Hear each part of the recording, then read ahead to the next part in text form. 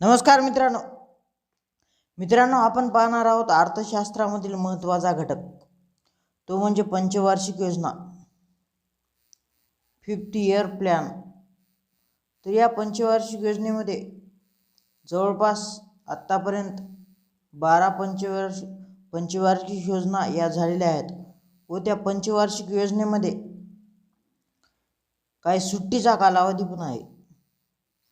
तो सुट्टीचा कालावधी आणि पंचवार्षिक योजना, सुट्टीच्या कालावधीमध्ये हॉलिडे प्लॅन, तो हॉलिडे प्लॅन धरून एकूण 12 पंचवार्षिक योजना आता आपण पाहू। तर या पंचवार्षिक योजना पाहताना आपण त्यामधल्या सुरुवात झालेल्या घटना, त्यांचा कालावधी, पंचवार्षिक योजनेमध्ये राबवलेले प्रकल्प हे सर्व आपण पाहणार आहोत। तर पहा पहिली पंचवार्षिक योजना, भारतातील पहिली पंचवार्षिक योजना, पहिली पंचवार्षिक योजना हिचा कालावधी काय होता? 1 एप्रिल 1951 ते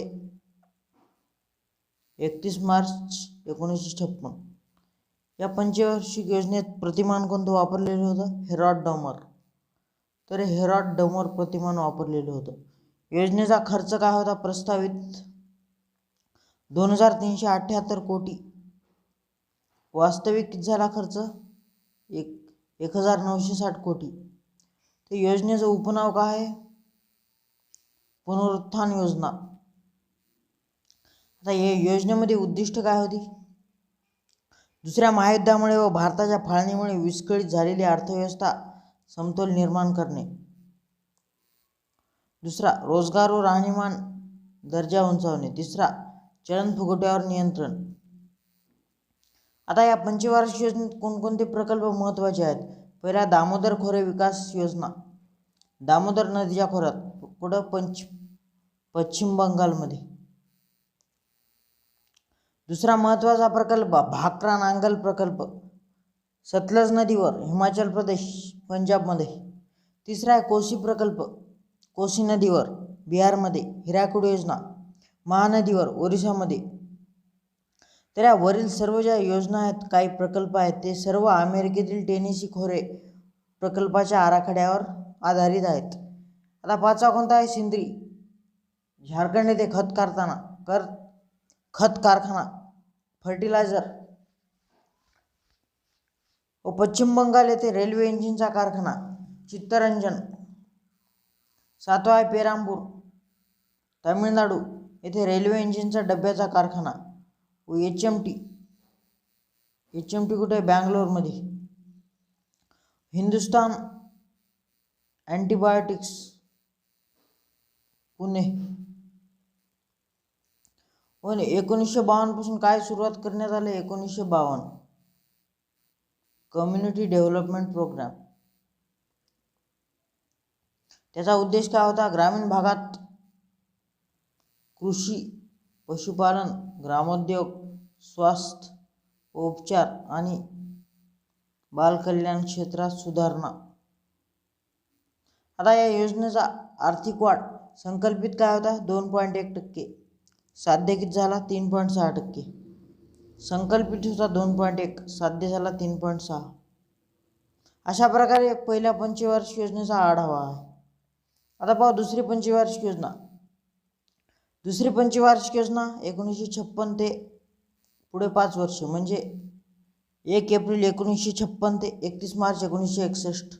दुसरी पंचवार्षिक योजनेचा कालावधी काय होता? पहा, 1 एप्रिल 1956 ते 31 मार्च 1961। या योजनेचा मुख्य भर जड व मूलभूत उद्योग। प्रतिमान काय होतं? PC महालनोबिस, जे शास्त्रज्ञ आहेत भौतिक। या योजनेला दुसरं नाव काय? भौतिकवादी योजना। खर्च काय होता प्रस्तावित? 4800 कोटी। झाला किती वास्तविक? 4600 कोटी। आता या योजनेचे उद्दिष्ट काय होते? विकासाचा दर 7.5% प्रतिवर्षी संपादन करणे, जड व मूलभूत उद्योजकांची स्थापना करून औद्योगिकरण करणे। तर तिसरं काय? 10 ते 12 लाख व्यक्तीसाठी नव्याने रोजगार। चौथा आहे समाजवादी समाज रचनेचे तत्व. आता या दुसऱ्या योजनेत प्रकल्प कोणते सुरुवात करण्यात आले? पहिला आहे पहा भिलाई पोलाद प्रकल्प. कोणत्या देशाच्या मदतीने सुरुवात करण्यात आला? रशियाच्या मदतीने 1959 मध्ये. भिलाई पोलाद प्रकल्प 1959. कोणत्या देशाची मदत? रशिया. दुसरा आहे रूरकेला पोलाद प्रकल्प पश्चिम जर्मनीच्या मदतीने 1959 मध्ये. तिसरा आहे दुर्गापूर पोलाद प्रकल्प ब्रिटनच्या मदतीने 1962. चौथा आहे भेल Bharat heavy electricals limited Bhopal. होय, याच योजनेत 2 खत कारखाने सुरू करण्यात आले.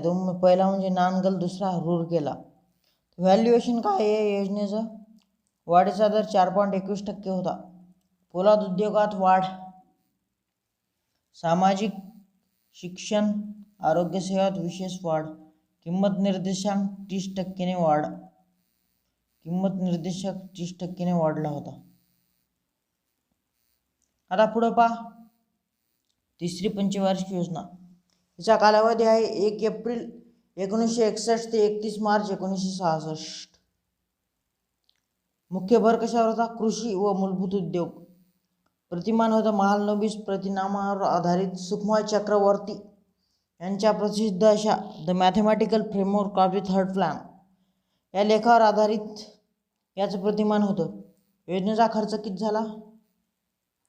प्रस्तावित 7,500 कोटी, वास्तविक झाला 8,577 कोटी. उद्दिष्ट काय होते या योजनेची? आर्थिक वाढ 5.6%, स्वावलंबी व स्वयंपूर्ण अर्थव्यवस्थेची निर्मिती, रोजगार निर्मिती, संधीची समानता. आता याच योजनेत 3 योजना घडलेल्या होत्या, त्यामुळे चौथी पंचवार्षिक योजना याच्यानंतरच न सुरू होता या वार्षिक योजनेच्या नंतर सुरू झाली. तर त्या 1900 आता पाहू आपण कोणत्या योजनेदरम्यान घडलेल्या घटना. 1962ला झालं चीन युद्ध, 1965ला झालं पाकिस्तान युद्ध, 1965 ते 66 दरम्यान भीषण दुष्काळ पडला होता. आता वरील 3 कारणामुळे ही योजना अपयशी ठरली. आतापर्यंत ती सर्वाधिक अपयशी ठरलेली योजना आहे. असा प्रश्न येतो, आतापर्यंत सर्वाधिक अपयशी ठरलेली योजना कोणती आहे? तर तिसरी योजना आतापर्यंत सर्वात अपयशी ठरलेली योजना आहे. या योजनेचं मूल्यमापन पाहू. अन्नधान्य उत्पादन 82 दशलक्ष टनावरून 72 दशलक्ष टनावर गेले. 66-67 मध्ये राष्ट्रीय उत्पन्न 4.2% कमी. अर्थव्यवस्था दिवाळखोर बनली. मदतीसाठी डायरेक्ट IMF कडे जावे लागले.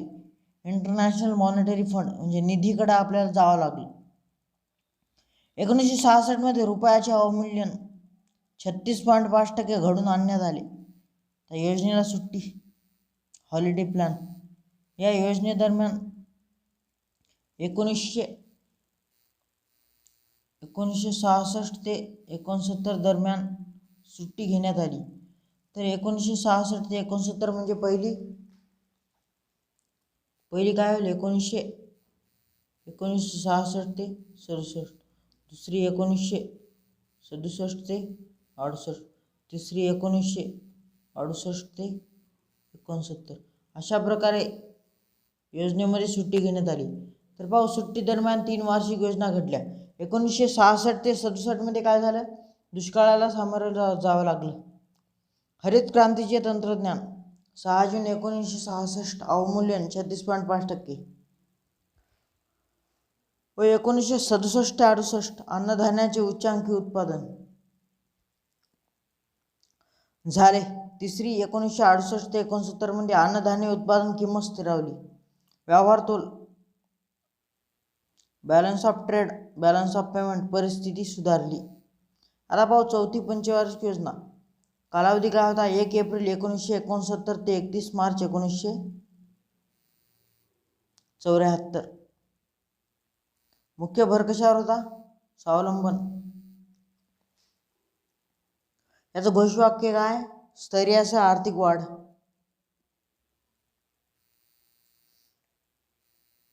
स्तरीय आर्थिक वाढ.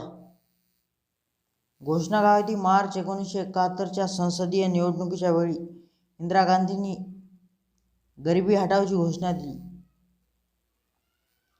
कोणत्या योजनेत? चौथ्या योजनेत. प्रतिमान काय होतं याचं? ॲलन यशमान किंवा अशोक रुद्र यांनी तयार केलेल्या खुले सातत्य परिमाणावर आधारित चौथ्या योजनेचा आराखडा धनंजयराव गाडगीळ यांनी तयार केला. या योजनेचं उपनाव काय होतं? गाडगीळ योजना. गाडगीळ योजना. योजनेचा खर्च प्रस्तावित काय होता? 15,900 कोटी. वास्तविक किती झाला? 15,799 कोटी. आता या योजनेची उद्दिष्ट काय होती? स्वावलंबन, सामाजिक न्यायासह आर्थिक वाढ, समतोल प्रादेशिक विकास कार्यक्रम. या योजनेचे कार्यक्रम कोणते करण्यात आले? आवर्षण प्रवण क्षेत्र विकास कार्यक्रम म्हणजेच DPAP drought prone area programme 1973. आवर्षण प्रवण क्षेत्र कार्यक्रम. 1974 ते 75 लघु शेतकरी विकास अभिकरण SFDA. 1972 बोकारो पोलाद प्रकल्प रशियाच्या मदतीने. 1973 SAIL steel authority of India limited. घटनाक्रम MRTP कायदा 1969 अंमलात आला. 14 बँकांचं राष्ट्रीयकरण झालं. 14 बँक्स नॅशनलायझेशन. केव्हा झालं 14 बँकांचं राष्ट्रीयकरण? जुलै 1969 मध्ये. आता 1969लाच अग्रणी बँक योजना लीड बँक स्कीम नरिमन समितीनुसार. 1972 मध्ये साधारण विमा व्यवसाय कायदा संमत. 1972-73 मध्ये व्यापार तोल अनुकूल फेरा कायदा संमत झाला. 1973ला हा फेराव कायदा 1973ला संमत झाला व या फेरानंतर फॉरेन एक्सचेंज रेग्युलेशन ॲक्ट. याच्यानंतर कोणता कायदा आला? फेमा. याचं नाव आहे FEMA, foreign exchange management act. अशा प्रकारे आता 5वी पंचवार्षिक योजना. आपण या सर्व पंचवार्षिक योजनेचा एक धावता आढावा घेत आहोत. म्हणजे त्यातील किमान कालावधी, कोणत्या योजना, कोणता घटनाक्रम घडला हे पाहू. आता 5वी पहा. कालावधी काय होता 5वीचा? 1 एप्रिल 1974 ते 31 मार्च 1979. मुख्य भर काय होता? दारिद्र्य निर्मूलन व स्वावलंबन. प्रतिमान ॲलन मान व अशोक रुद्र यांच्या प्रतिमानावर आधारित प्रतिमानाचा अंतिम आराखडा DD धर यांनी तयार केला. योजनेचा खर्च पहा. प्रस्तावित 37,250 कोटी. वास्तविक 39,426 कोटी. ही जी योजना आहे 5वी पंचवार्षिक योजना, हिची उद्दिष्टे काय होती? आर्थिक वाढ, लक्ष्य दर 4.4%, दारिद्र्य निर्मूलन, उत्पादक रोजगारात वाढ इत्यादी. आता या योजनेचा कालावधी कोणते घेण्यात आले? TRYSEM training of rural youth for self employment. आता पहा, ग्रामीण भागातील तरुणांच्या स्वयंरोजगारासाठी प्रशिक्षण कार्यक्रम घेण्यात आला. ग्रामीण भागातील तरुण रोजगारांसाठी प्रशिक्षण कार्यक्रम. किमान गरजांचा कार्यक्रम. दारिद्र्य रेषेखालील म्हणजे जस्ट BPL आहेत, बिलो पॉवर्टी लाईन, कुटुंबांना मोफत व अनुदानित सेवा. ग्रामीण व शहरी कामगारांची उत्पादक व कार्यक्षमता वाढवणे. तर या योजनेत घटनाक्रम काय होता? 2 ऑक्टोबर 1975 रोजी पहिल्या 5 ग्रामीण बँका स्थापन करण्यात आल्या. 1976 ते 77 मध्ये दुसऱ्यांदा भारताचा व्यापार तोल अनुकूल. 1976 मध्ये भारताचे पहिले राष्ट्रीय लोकसंख्या धोरण जाहीर करण्यात आले. 1975 ते 76 मध्ये बाल कल्याणासाठी एकात्मिक बाल विकास योजना ICDS integrated child development scheme. 1977 ते 78 मध्ये वाळवंटी क्षेत्रामध्ये पारिस्थितिकीय संतुलन प्रस्थापित करण्यासाठी वाळवंट विकास कार्यक्रम म्हणजेच डेझर्ट डेव्हलपमेंट प्रोग्राम सुरू करण्यात आला. हे ध्यानात ठेवा. 1977 ते 78 मध्ये DDP डेझर्ट डेव्हलपमेंट प्रोग्राम वाळवंट विकास कार्यक्रम. आता भाऊ जनता पार्टीची 6वी योजना, जी 5वी योजना कालावधी काय 1 एप्रिल 1974 ते 31 मार्च 1979. याच्यानंतर डायरेक्ट 6वी योजना तयार न म्हणजे सुरुवात न होता जनता पार्टीची 6वी योजना सुरू झाली. हिलाच म्हणतो आपण सरकती योजना. हिला दुसरं नाव आहे रोलिंग प्लॅन.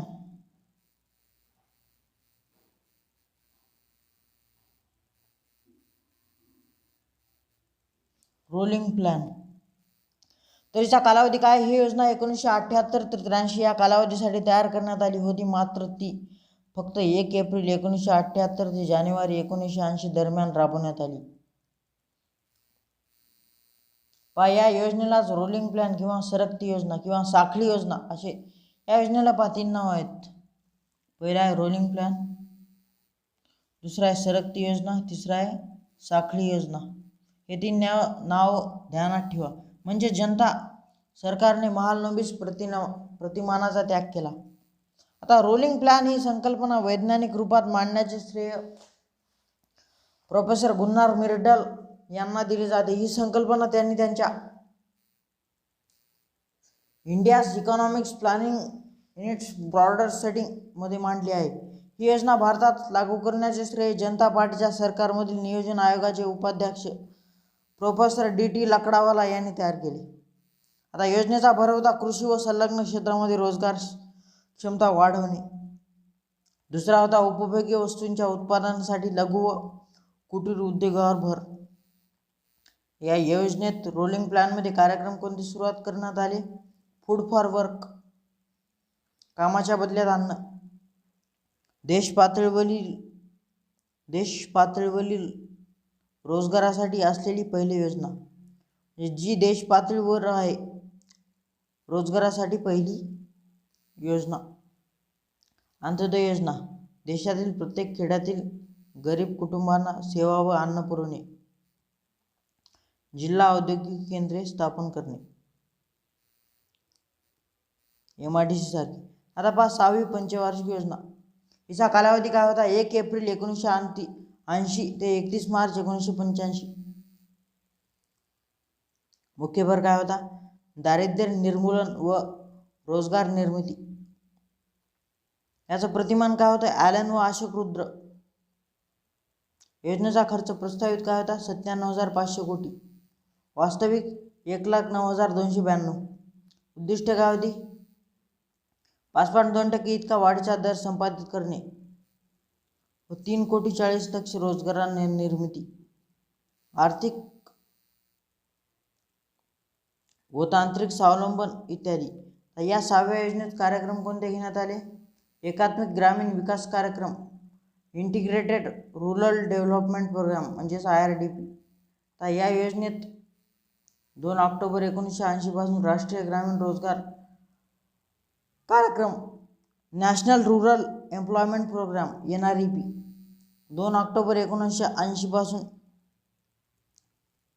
तिसरा ग्रामीण भूमिहीन रोजगार हमी योजना, rural landless employment guarantee programme RLEGP 15 August 1983 पासून.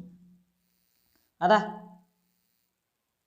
ग्रामीण भागातील महिला व मुलांचा विकास DWCRA, यालाच म्हणतो आपण DWCRA, development of woman and children in rural area, September 1982 मध्ये. तो कोणाच्या मदतीने? डेन्मार्कच्या मदतीने. आता 5 नवीन वीज कलमी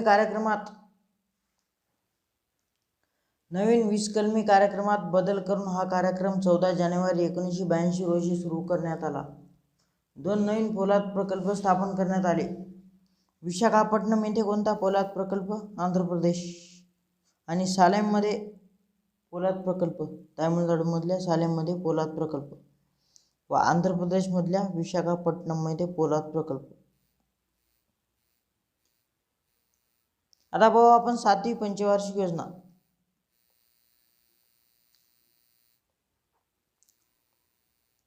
सातवी पंचवार्षिक योजनाचा कालावधी काय होता? 1 एप्रिल 1985 ते 31 मार्च 1990. 1 एप्रिल 1985 ते 31 मार्च 1990. सातवी योजना 15 वर्षाच्या दीर्घकालीन योजनेचा 1985 ते 2000 भाग होता. या योजनेचं घोषवाक्य काय आहे? अन्न, रोजगार व उत्पादकता. काँग्रेस सरकारने आपल्या एप्रिल 1988 मध्ये आपल्या वार्षिक अधिवेशनात बेकारी हटावाची घोषणा दिली. मुख्य भर उत्पादक रोजगार निर्मिती. प्रतिमान काय होतं? ब्रह्मानंद व वकील योजना. खर्च प्रस्तावित काय झाला? 1,80,000 कोटी. वास्तविक 2,18,729 कोटी. आता सातव्या पंचवार्षिक योजनेत योजना कोणत्या होत्या? इंदिरा आवास योजना, दशलक्ष विहिरींची योजना, MWS म्हणजेच मिलियन वेल स्कीम व इंदिरा आवास योजना.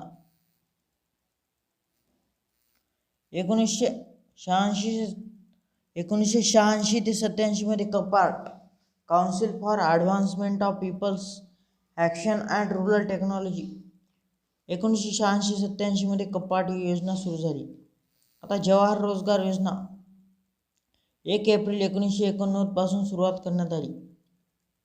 जवाहर रोजगार योजना. आता या योजनेचं व्हॅल्युएशन काय आहे? मूल्यमापन. योजनेने समाधानकारक प्रगती केली. योजना बहुतांशी यशस्वी ठरली. वाढीचा दर 6% अधिक साध्य होण्यास सुरुवात झाली. दारिद्र्य रेषेखाली लोकसंख्येचे प्रमाण 37% वरून 1983 ते 84 30%पर्यंत 1987 कमी झाले. तर आता पहा आपण ही कोणती योजना? सातवी पंचवार्षिक योजना. आता याच्या पुढे वार्षिक योजना. वार्षिक योजनेच्या पुढे काही 12 पर्यंत पंचवार्षिक योजना आहेत. आपण ते आता पाहू. ते आता आपल्याला पाहता येईल पुढच्या भागात. आता ही वार्षिक योजना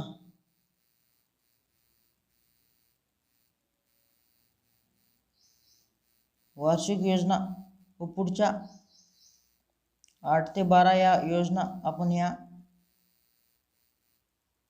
पुढच्या भागात पाहू.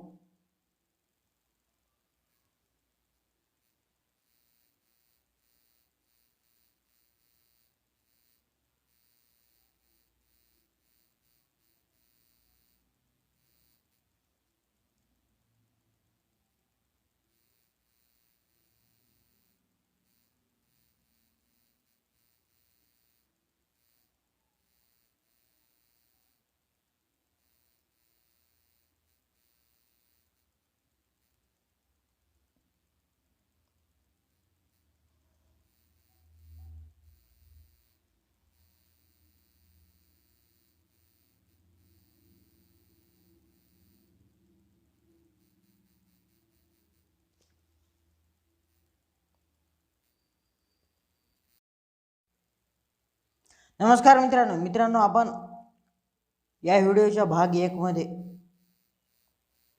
भाग एक आपला जो झाला होता त्यामध्ये आपण 1 ते 7 या पंचवार्षिक योजना पाहिल्या होत्या. तर आता आपण पाहू. आपण या 7व्या योजनेपर्यंत आपण भाग 1 आहे.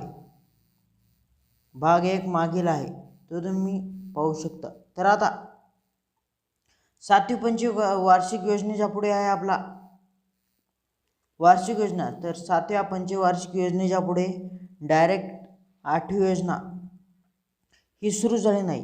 काही कारणास्तव वार्षिक योजना या राबवायला लागल्या. त्यांचा कालावधी होता 1990 ते 92. तर 7वी योजना संपल्यानंतर लगेच 8वी योजना सुरू करण्यात आली नाही. देशातील राजकीय अस्थिरता हे त्यामागील कारण होते. त्याऐवजी 2 योजना राबवण्यात आल्या. 1990 ते 92 दरम्यान अर्थव्यवस्थेत अनेक दुष्परिणाम निर्माण झाले. हे जे दुष्परिणाम होते हे आल्यामुळे 7व्या योजनेच्या नंतर डायरेक्ट 8वी योजना सुरू झाली नाही. पहिला आहे व्यवहार तोलाचे संकट, बॅलन्स ऑफ पेमेंट क्रायसिस. इथे BOP क्रायसिस आहे. BOP balance of payment balance of payment crisis झाल्यामुळे या योजनेला अडथळा आला. दुसरा आहे परकीय चलनाचा अत्यल्प साठा. तिसरा आहे वाढती राजकोषीय तूट, फिस्कल डेफिशिट. यालाच आपण काय म्हणतो, फिस्कल डेफिशिट. चलनवाढीचा मोठा दर. तर उदाहरण 1991 ते 92 साली चलनवाढीचा वार्षिक दर 13.60% एवढा होता. पाचवं, उद्योग क्षेत्रात मंदी. 1991 ते 92 मध्ये आर्थिक वाढीचा दर फक्त 0.9% एवढा साध्य झाला. 21 जून 1991 या दिवशी PV नरसिंहराव यांचे सरकार अस्तित्वात आले. नवीन सरकारने 1 एप्रिल 1992 रोजी आपली 8वी योजना सुरू केली. तर आता आपण पाहू 8वी पंचवार्षिक योजना. तिचा कालावधी काय होता, 1 एप्रिल 1992 ते 31 मार्च 1997. कालावधी पहा, 1 एप्रिल 1992 ते 31 मार्च 1997. मुख्य भर कशावर होता 8व्या योजनेचा, मानवी विकास किंवा मनुष्यबळ विकास, मॅनपॉवर डेव्हलपमेंट. प्रतिमान काय होतं पहा 8व्या योजनेचं प्रतिमान, बरोबर ध्यानात ठेवा. प्रतिमान 8व्या योजनेचं होतं LPG म्हणजेच उखाजा होता. उखाजा म्हणजेच उदारीकरण, खाजगीकरण आणि जागतिकीकरण. योजनेचा खर्च पहा, प्रस्तावित 4,34,120 कोटी, वास्तविक झाला 4,74,120 कोटी. 4,34,000 पेक्षा थोडा जास्त खर्च झाला. उद्दिष्टे काय होती, रोजगाराच्या संधी, लोकसंख्या वाढ नियंत्रण. उद्दिष्ट पाहू आपण, रोजगाराच्या संधी, लोकसंख्या वाढ नियंत्रण, 12 ते 35 वयोगट सर्वांना प्राथमिक शिक्षण, पिण्याच्या पाण्याचा पुरवठा, उद्योग क्षेत्राचा विकास, ऊर्जा, दळणवळण, वाहतूक, सिंचन सोयी. तर आता योजना कोणत्या राबवल्या 8व्या योजनेत, राष्ट्रीय महिला कोष 1992 ते 93. 2 ऑक्टोबर 1993 रोजी 3 योजना सुरू करण्यात आल्या. त्यापुढे पहा, आश्वासित रोजगार योजना, पंतप्रधान रोजगार योजना, महिला समृद्धी योजना. 23 डिसेंबर 1993 खासदार स्थानिक क्षेत्र विकास योजना, member of parliament land development scheme. 15 August 1995 रोजी 3 योजना सुरू करण्यात आल्या. त्या कोणत्या, राष्ट्रीय सामाजिक सहाय्य योजना, नॅशनल सोशल असिस्टन्स स्कीम, मध्यान्ह आहार योजना, mid day meal scheme, Indira महिला योजना, संगम योजना. संगम योजना केव्हा सुरू करण्यात आली पहा, 15 ऑगस्ट 1996. गंगा कल्याण योजना, जिलाच आपण काय म्हणतो GKY, गंगा कल्याण योजना, केव्हा सुरू करण्यात आली, 1997. मूल्यमापन योजना सर्व क्षेत्रात यशस्वी, 5.6% लक्ष्य असलेला वाढीचा दर वार्षिक सरासरी 6.68% इतका साध्य झाला. आता 9वी पंचवार्षिक योजना, 9th 5th इयर प्लॅन. कालावधी काय होता याचा, 1 एप्रिल 1997 ते 31 मार्च 2002. मार्च 1998 मध्ये तत्कालीन UF सरकारने नव्या सरकारने योजनेची पहिला मसुदा जाहीर केला. फेब्रुवारी 1999 मध्ये NDA सरकारने तयार केलेला दुसरा मसुदा राष्ट्रीय विकास परिषदेने संमत केला. हा मुख्य भर काय होता या नव्या योजनेचा, मुख्य भर कृषी व ग्रामीण विकास. आता या योजनेचं घोषवाक्य काय होतं, सामाजिक न्याय व आर्थिक समानतेसह आर्थिक वाढ. या योजनेचा प्रस्तावित खर्च 8,95,200, वास्तविक किती झाला 9,41,040 कोटी रुपये. उद्दिष्टे काय होती, कृषी व ग्रामीण विकास यांना अग्रक्रम. आर्थिक वाढीचा दर 6.5% साध्य. सर्वांना मूलभूत सेवा पुरवणे, शाश्वत विकास, सस्टेनेबल डेव्हलपमेंट. स्त्रिया SC ST OBC चे सबलीकरण, woman empowerment of SC ST OBC. Panchayat raj सहकारी संस्था यांच्या विकासात चालना. हाती घेण्यात आलेल्या कोणत्या योजना आहेत या योजनेत, स्वर्ण जयंती शहरी रोजगार योजना, December 1997, SJSRY short form. Annapurna योजना 1999, स्वर्ण जयंती ग्राम स्वरोजगार योजना SGSY 1 एप्रिल 1999, जी की 6 योजनेचं इंटिग्रेशन आहे. Integration of 6 schemes, that is IRDP, TRISEM, DWCRS, ITRA, Ganga Kalyan Yojana, JKY, MWS, million well scheme. 4 नंबरचं काय पहा, समग्र आवास योजना 1 एप्रिल 1999. 5 जवाहर ग्राम समृद्धी योजना, या नव्या योजनेतील सगळ्या योजना आहेत. JGSY केव्हा सुरू झाली, 1 एप्रिल 1999. अंत्योदय अन्न योजना 25 डिसेंबर 2020. प्रधानमंत्री ग्राम सडक योजना, ही जे प्रधानमंत्री ग्राम सडक योजना ही केव्हा सुरू झाली पहा, 25 डिसेंबर 2000 ला ही सुरू झाली. प्रधानमंत्री ग्राम सडक योजना 25 डिसेंबर 2000. प्रधानमंत्री ग्रामोदय योजना 2000 ते 2001, SGRY 25 डिसेंबर 2001. व वाल्मिकी आंबेडकर आवास योजना सप्टेंबर 2001. सर्व शिक्षा अभियान SSA केव्हा सुरू झालं, सर्व शिक्षा अभियान 2001. आता पहा 10वी पंचवार्षिक योजना.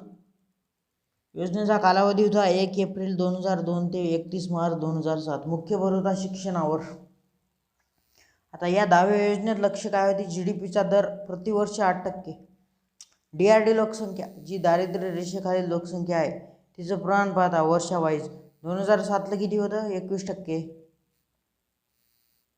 2012ला 11% झालं. साक्षरता दर, लिटरेसी रेट, साक्षरतेचं प्रमाण 2007ला 75%, 2012ला जास्त वाढलं, 80% झालं. आता IMR, बालमृत्यू प्रमाण, मोर्टिलिटी रेट, दर हजारी 2007ला होता 45 पर्यंत, 2012ला पुन्हा घटला 28 पर्यंत आला. आता MMR म्हणजेच माता मृत्यू प्रमाण, मॅटर्नल मॉर्टिलिटी रेट, 2007ला जन्मामागे 2 होतं, 2012ला जन्मामागे 1.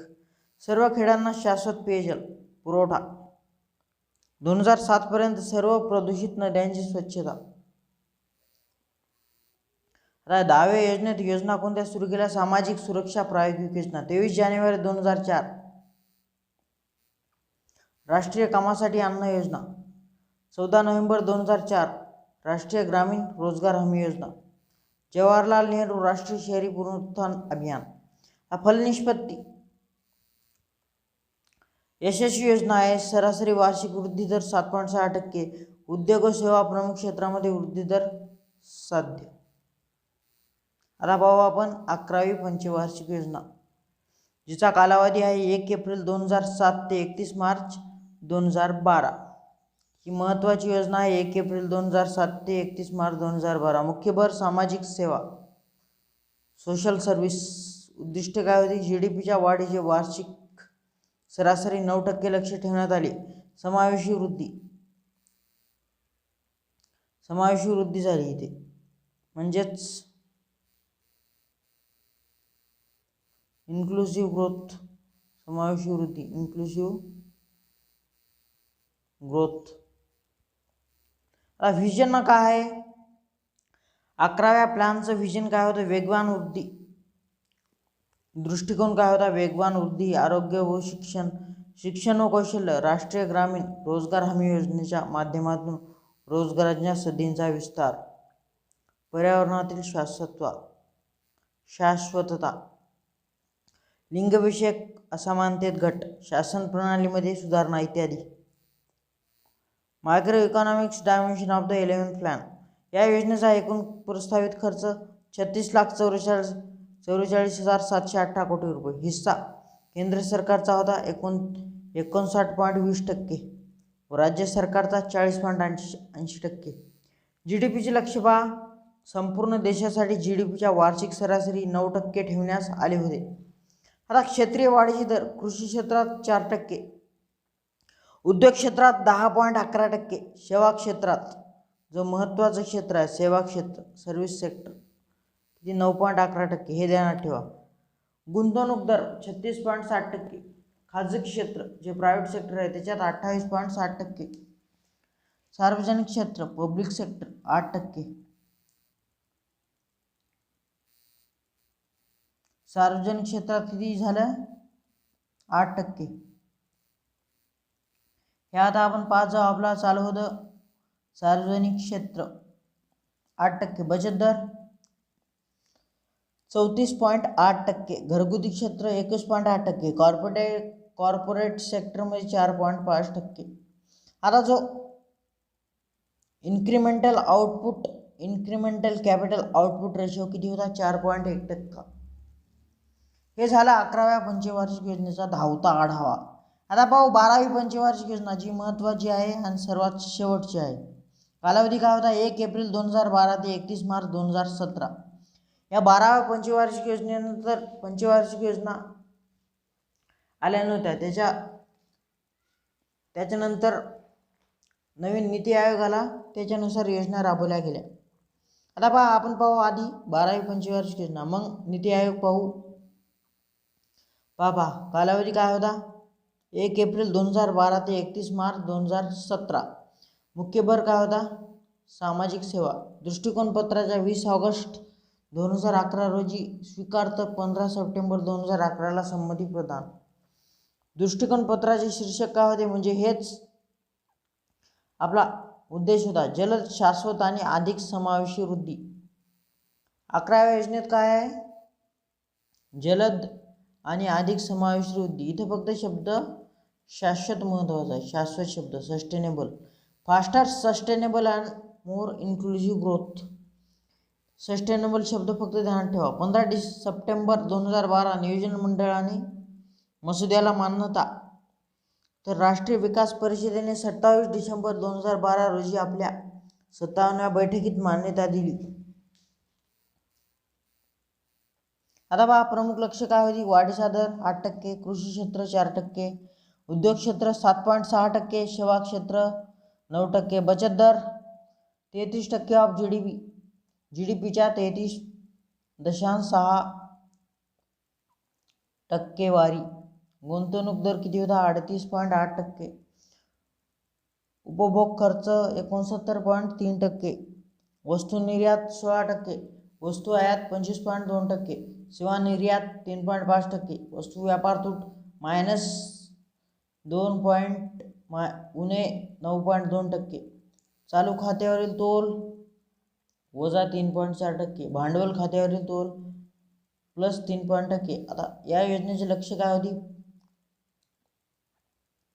दारिद्र्य, जे काही BPL होतं, बिलो पॉवर्टी लाईन, दारिद्र्याचे प्रमाण 10% कमी. शालेय वर्ष 7 वर्ष वाढणे. 1000 जिवंत जन्मामागे अर्भक मृत्यू दर 25 पर्यंत. MMR काय? 1 पर्यंत. 30,000 मेगावॅट अक्षय ऊर्जा निर्मिती दरवर्षी निर्माण करणे. ह्या आपण पाहिल्या.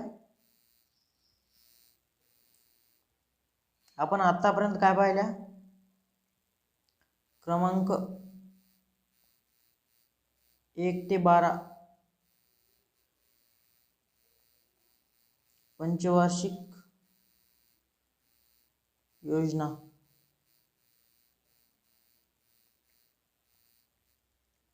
आता याच्या पुढे आपण पाहणार आहोत नीती आयोग. नीती आयोग थोडक्यात पाहू आपण, पण पूर्ण माहिती. नीती आयोग नीती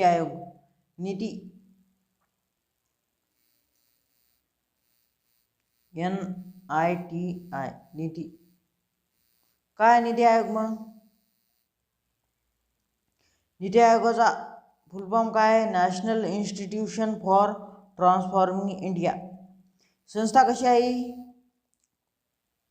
संविधानिक आहे का? संविधानिक संस्था नाही. असंविधानिक व अवैधानिक संस्था आहे. घटनात्मक संस्था आहे का? ही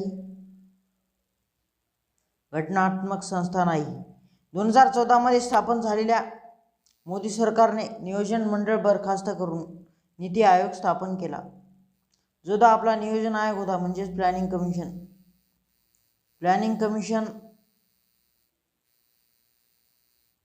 कमिशन नष्ट केली आणि त्याच्या जागी काय आणला?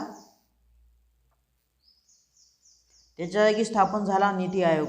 29 मे 2014 रोजी स्वातंत्र्य मूल्यांकन कार्यालयाने पंतप्रधान मोदींना एक मूल्यांकन अहवाल सादर करून नियोजन मंडळाच्या जागी नियंत्रक आयोग स्थापन करण्याची शिफारस केली. 13 ऑगस्ट 2014 रोजी कॅबिनेटने 15 मार्च 1950चा सरकारी अधिनियम रद्द करण्यास मान्यता दिली आणि पंतप्रधानांना नवीन संस्थेचे प्रारूप निश्चित करण्यासाठी प्राधिकृत केले.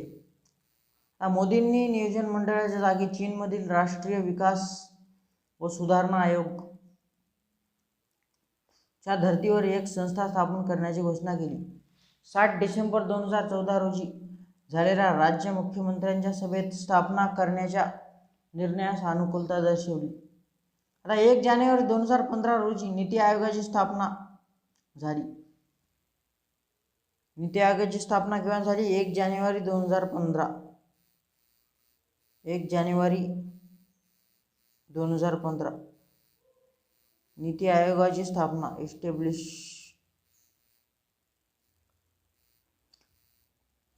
1 जानेवारी 2015 रोजी नीती आयोगाची स्थापना झाली. प्रशासक परिषद पहिली बैठक 8 फेब्रुवारी 2015. आता पाहू आपण नीती आयोग नेमका काय आहे. नीती आयोग काय आहे? एक संस्था आहे जी भारत सरकारची थिंक टँक TT म्हणून स्थापन झाली. ती केंद्र व राज्य सरकारला धोरणविषयक बाबीवर व्यूहात्मक व तांत्रिक सल्ला देईल. आता याची रचना कशी आहे? हा जो नीती आयोग आहे त्याच्या 3 परिषदा किंवा संघटना आहेत.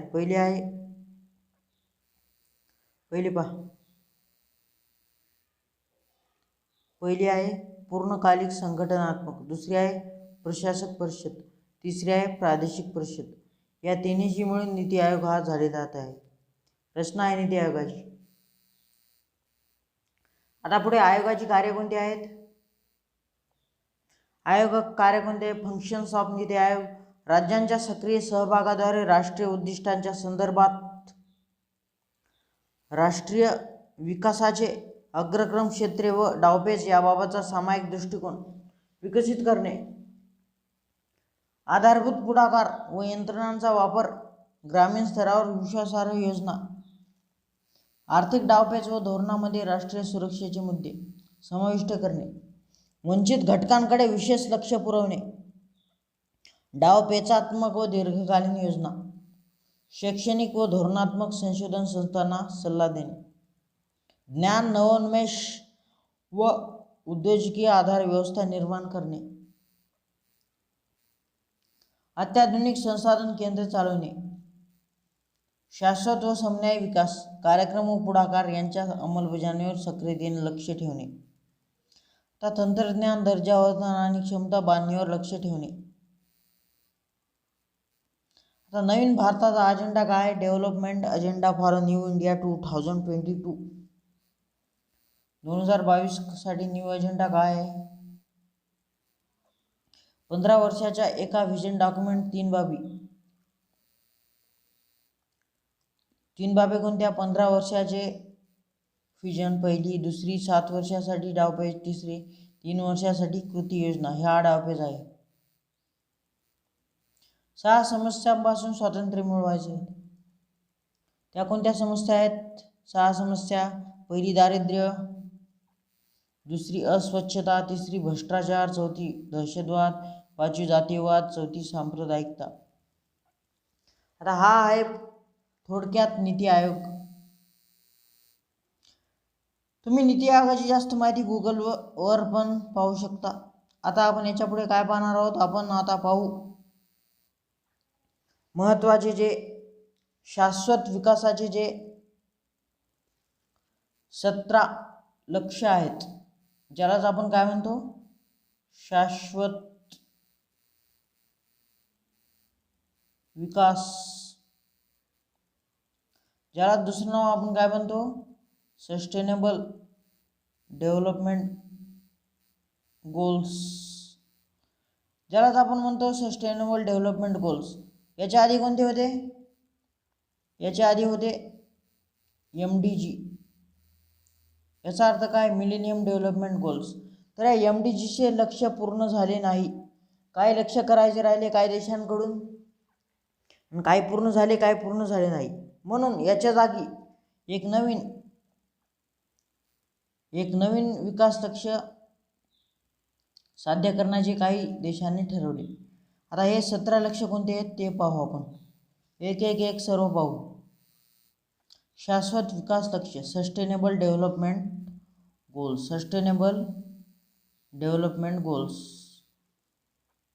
पहा कोणता आहेत मग. पहिलं कोणतं आहे शाश्वत विकास लक्ष्य. पहिलं आहे दारिद्र्य नष्ट करणे. पहिलं आहे दारिद्र्य नष्ट करणे. दुसरं कोणतं आहे भूक नष्ट करणे.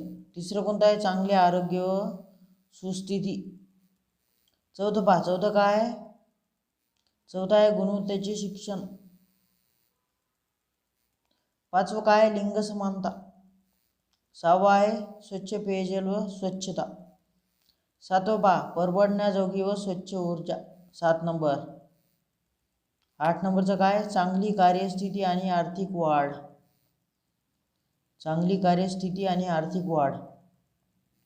9 नंबरचा काय उद्योग नवाचार आणि पायाभूत संरचना. 10 आहे विषमता कमी करणे. आता पहा 11 नंबरचं कोणतं आहे आपलं लक्ष शाश्वत शहरे व समुदाय. 12 नंबर जबाबदार व उपभोग उत्पादन. 13 नंबरचं काय हवामान कृती. 15 पाण्याखालील जीवन. 16 14 नंबरचं काय पाण्याखालील जीवन. 15 जमिनीवरील जीवन. आता 16 नंबरचं काय शांतता न्याय व मजबूत संस्था. आणि शेवटचं पहा काय लक्ष्यपूर्तीसाठी भागीदारी. यावरून पाहिले 17 शाश्वत विकास लक्ष्य. आपण काय पाहिले. आता आपण परत एक धावता आढावा पाहू. आता आपण आपल्या व्हिडिओचे 2 भाग आहेत पहा. भाग 1 मध्ये काय आहे भाग 1 भाग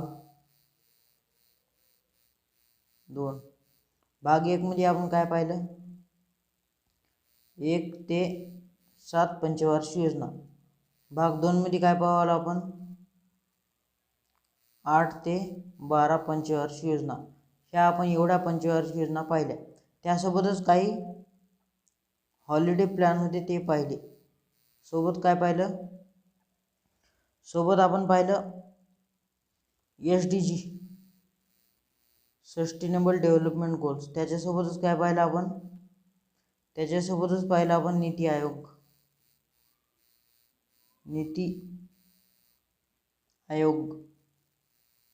त्याची कार्य पाहिलं आपण. त्याची स्थापना. अशा प्रकारे आपण पाहिलं. आता आपल्या चॅनलवर जी TET परीक्षा होत आहे त्याचे विज्ञान व गणिताचे व्हिडिओ येणार आहेत ते तुम्ही पाहून घ्या. आता आपण पुढच्या भागात दुसरा घटक पाहू.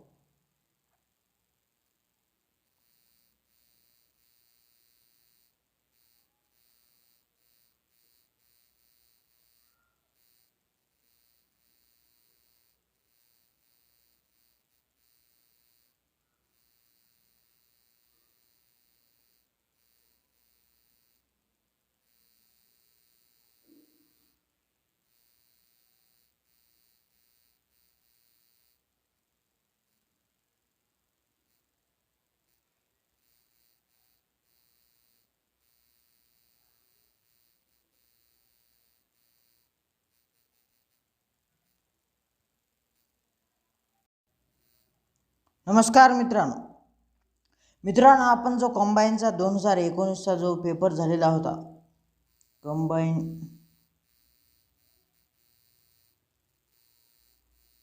ग्रुप बी जो पेपर झालेला होता 2019 त्यामधील आपण अर्थशास्त्राचे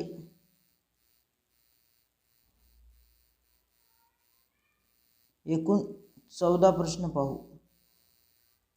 तर ते आहेत पुढील प्रमाणे.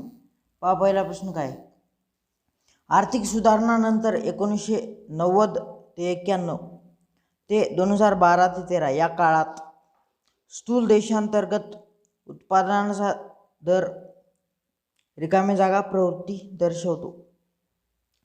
पर्याय आहेत स्थिर, दुसरा घटती, तिसरा आहे वाढती, चौथा आहे वरीलपैकी कोणतेही नाही. आपलं उत्तर कोणतं आहे? आपलं उत्तर आहे वाढती. आता पहा दुसरा प्रश्न. बिगर अनुसूचित बँका म्हणजे अशा बँका की ज्या भारतीय रिझर्व्ह बँक कायदा 1934च्या कोणत्या सूचीमध्ये समाविष्ट नाहीत? दुसऱ्या, पहिल्या, तिसऱ्या, वरीलपैकी कोणत्याही नाही. आपलं उत्तर कोणतं बरोबर आहे? दुसऱ्या. तर रिझर्व्ह बँक कायदा 1934च्या जी दुसरी सूची आहे तिच्या सूचीमध्ये ज्या बँका समाविष्ट आहेत त्याला काय म्हणतो आपण? बिगर अनुसूचित बँका. पुढचा घ्या. जननी सुरक्षा योजना ही 100% केंद्राने प्रायोजित केलेली योजना आहे आणि त्यानुसार रोख मदत रिकामी जागा या बरोबर दिली जाते. पर्यायात पहिला दवाखान्यातील बाळंतपणाच्या संख्येत वाढ, दुसरा आहे बाळंतपण आणि बाळंतपणानंतरची दक्षता, तिसरा आहे गरीब स्त्रिया यांचे दवाखान्यात बाळंत होण्याचे प्रमाण कमी आहे त्यावर अधिक भर, चौथा आहे वरील सर्व. यातला आपलं पर्याय नंबर 2चं उत्तर बरोबर आहे. बाळंतपण आणि बाळंतपणानंतरची दक्षता, जननी सुरक्षा योजना. आता काय पुढचा. 2 स्टेटमेंट आहे त्यापैकी कोणते बरोबर आहे? मुद्रा योजनेचे उद्दिष्ट असंघटित, बिन नोंदणीकृत, नॉन कॉर्पोरेट छोट्या उद्योगधंद्यांना वित्तपुरवठा करणे. दुसरा आहे मिसिंग मिडल, हरवलेला मध्य, म्हणजे छोट्या उद्योगांची पुढच्या टप्प्यापर्यंत प्रगती करण्याची प्रक्रिया दुर्बळ असणे. वरीलपैकी कोणते विधान बरोबर आहेत?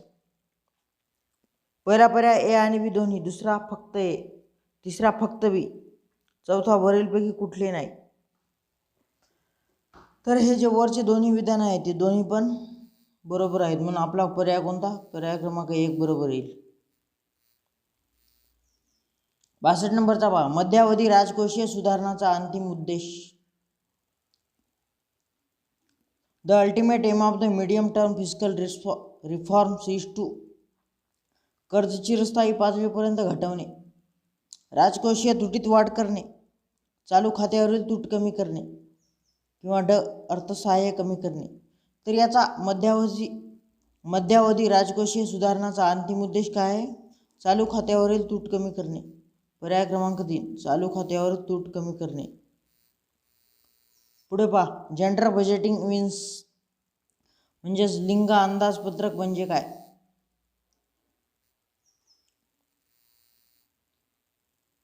लिंग अंदाजपत्रक म्हणजे काय? महिलांसाठी स्वातंत्र्य तरतूद असणे, महिलांसाठी अर्थसंकल्पात स्वातंत्र्य तरतूद असणे. इथे काय दिलं? अधिक लिंग समान समाजासाठी वित्तीय तरतूद. ऑप्शन क्रमांक 1 बरोबर.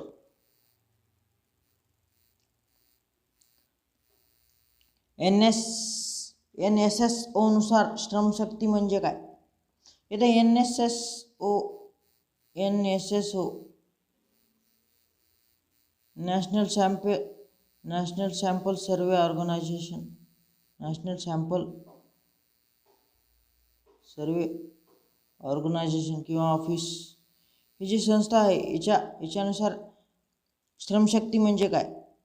तर श्रमशक्ती म्हणजे अशा व्यक्ती ज्या रोजगाराच्या शोधात आहेत. 2 स्टेटमेंट दिले आहेत.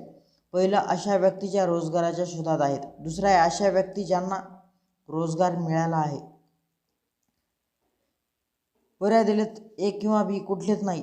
दुसरा आहे फक्त ए, तिसरा आहे फक्त बी, चौथा आहे दोन्ही ए आणि बी. तर NSSO नुसार दिलेले 2 स्टेटमेंट आहेत त्यापैकी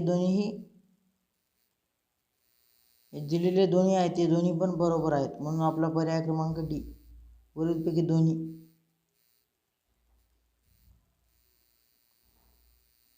व्यापारी बँकांनी दिलेल्या कर्जावरील व्याजदरासाठी वर्ष 2010 मध्ये लागू केलेल्या पायाभूत दर मोजणीमध्ये पुढीलपैकी कोणत्या बाबींचा विचार केला जातो? पुढीलपैकी कोणत्या बाबींचा विचार केला जातो? पहिला आहे निधीवरील खर्च, दुसरा आहे रेपो रेट, तिसरा आहे रोकड रोखता प्रमाण ठेवण्यासाठी येणारा खर्च, डी चौथा आहे कमीत कमी परतावा दर. आता रेपो रेट हे काय एक संख्यात्मक साधन आहे RBIचं, म्हणून हे काय हे पर्याय येणारच नाही. उरलेले 3 ACD, आपला पर्याय क्रमांक 2 बरोबर ACD.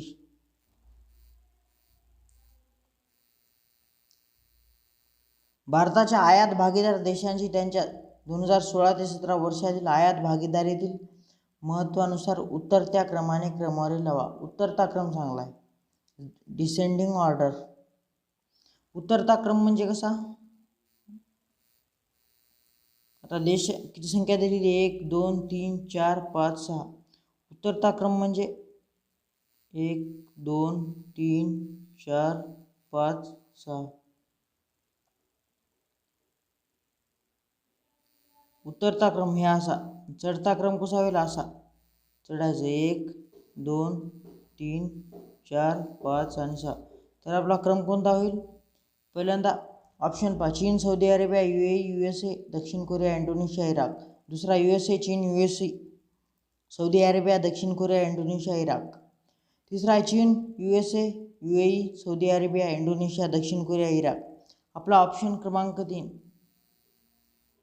चीन, UAE, सौदी अरेबिया, इंडोनेशिया, दक्षिण कोरिया आणि इराक. आता 67 दारिद्र्य मापना संबंधातील तेंडुलकर समितीने पुढील सूचना केल्या.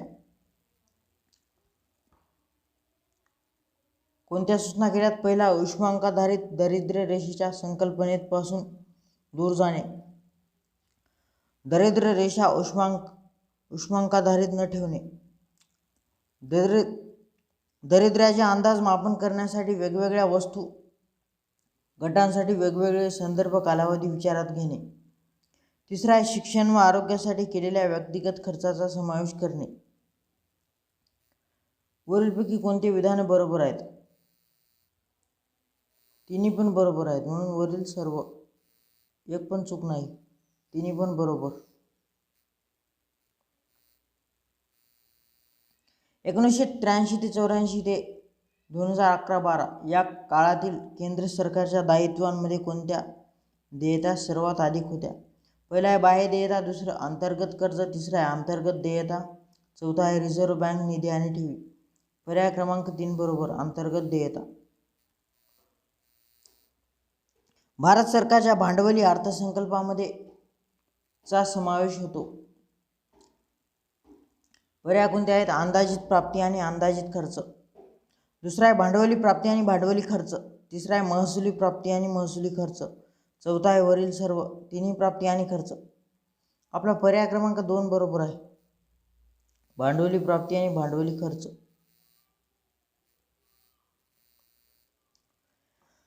आता 3 स्टेटमेंट दिले, त्याच्यापैकी कोणतं विधान चुकीचं आहे? चुकीचं सांगायचं. आर्थिक नियोजनाच्या पहिल्या 4 दशकामध्ये वस्तू करावरील भर वाढला होता. हे विधान बरोबर आहे, चूक नाही, बरोबर आहे. त्यांच्या वस्तूंचा केंद्र सरकारच्या एकूण कर उत्पन्नामध्ये 1990 ते 91 मध्ये 84% हिस्सा होता. हे पण बरोबर आहे. अप्रत्यक्ष कर व उत्पन्नाचे गुणोत्तर 2016-17 मध्ये 51.7% होते. तिसरं पण स्टेटमेंट बरोबर, म्हणून आपलं कोणतेही नाही हा पर्याय. आता हा प्रश्न पहा, पावसाळ्यात आकाशात दिसणारे सुंदर सप्तरंगी इंद्रधनुष्य खालीलपैकी कोणत्या नैसर्गिक घटनांचा परिणाम आहे? हा प्रश्न आहे विज्ञानचा.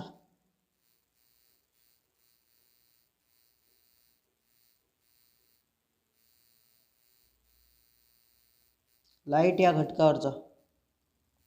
पावसाळ्यात आकाशात दिसणारे सुंदर सप्तरंगी इंद्रधनुष्य खालीलपैकी कोणत्या नैसर्गिक घटनांचा परिणाम आहे? पहिला आहे अपवर्तन, दुसरा आहे अपस्खलन, तिसरा आहे अंतर्गत परावर्तन, चौथा आहे बाह्य परावर्तन. यामध्ये काय येणार? यामध्ये येणार अपवर्तन आहे, अपस्खलन आहे, अंतर्गत परावर्तन आहे, बाह्य परावर्तन येणार नाही, म्हणून हे ऑप्शन नंबर चूक. उरले किती? ABC ऑप्शन नंबर 2 बरोबर. आता आपण पुढच्या भागात अर्थशास्त्रावरचे पुढील प्रश्न पाहू, दुसऱ्या पेपरचे.